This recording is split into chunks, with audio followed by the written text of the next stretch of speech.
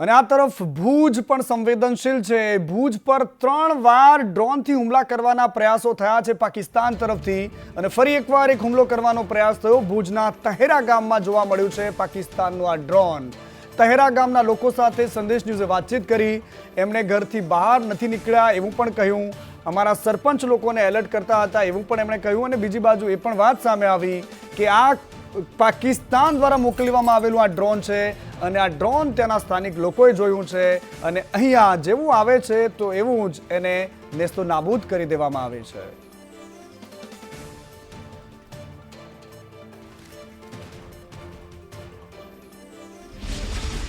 ભારત અને પાકિસ્તાન વચ્ચે જબરજસ્ત તણાવ ચાલી રહ્યો છે ને ગઈકાલે જે પ્રકારે ઘટના ઘટી છે તેને લઈને ભારતીય સુરક્ષા દળો છે તે એલર્ટ છે।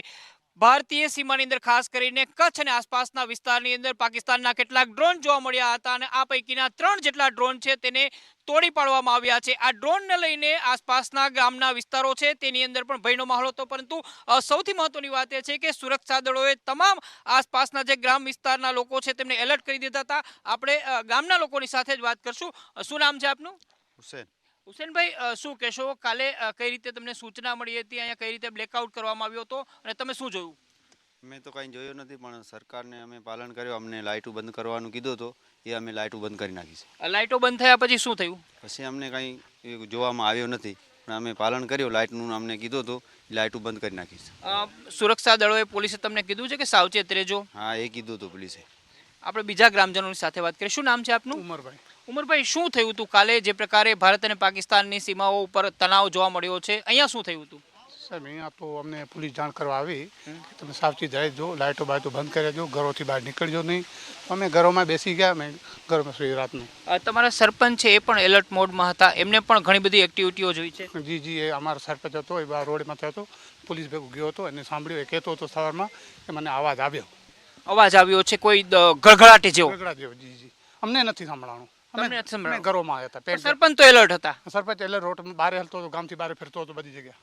બિલકુલ। અહીંયા બીજા લોકો પણ છે, આપણે તેમની સાથે પણ વાત કરવાની કોશિશ કરીશું। શું નામ છે આપનું? ઇબ્રાહિમ। ઇબ્રાહિમભાઈ, શું કહેશો તમે? ગઈકાલે શું થયું હતું અહીંયા? થયું તો એવું કાંઈ ન હતું, પાછી લાઇટ બંધ કરવાનું કીધું હતું કે અમે લાઇટ બંધ કરી નાખી હતી બધા ગામોમાં। પછી કયો અવાજો સાંભળ્યા છે, દેખાડો કાંઈ? દેખાણું બેખાણું કાંઈ નથી, અવાજ બાબત કાંઈ નથી આવ્યું। પોલીસ અહીંયા આવી હતી, શું તમને કઈ ગઈ છે? પોલીસે એ કીધું કે લાઇટ બંધ કરી નાખવાની, ત્યારે બધી લાઇટ બંધ કરી નાખી હતી ગામોની। અહીંયા સરપંચના જેટલા 7 ગામો છે એમાં બધામાં લાઇટ બંધ હતી। બિલકુલ।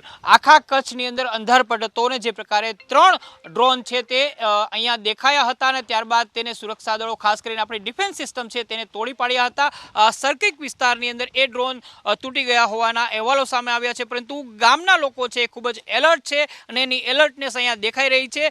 જે પ્રકારે ભારત અને પાકિસ્તાન વચ્ચે જબરજસ્ત તણાવ ચાલી રહ્યો છે। ઓપરેશન સિંદૂર બાદ પાકિસ્તાને ભારતના અલગ અલગ શહેરોની અંદર હુમલો કરવાની કોશિશ કરી હતી, પરંતુ એ તમામ હુમલાઓ છે એમને ભારતીય ડિફેન્સ સિસ્ટમે નાકામ કર્યા હતા। પાકિસ્તાનના અનેક ડ્રોન છે એને તોડી પાડવામાં આવ્યા હતા। આ સમગ્ર મામલે સરહદી વિસ્તારો, ખાસ કરીને કચ્છ છે તેના ગામો છે એ ખૂબ જ એલર્ટ મોડમાં અત્યારે જોવા મળી રહ્યા છે। કેમેરામેન વિપુલ બોરીચા સાથે મયુર સોની, સંદેશ ન્યૂઝ, નારાયણ સરોવર, તેરાન ગામ।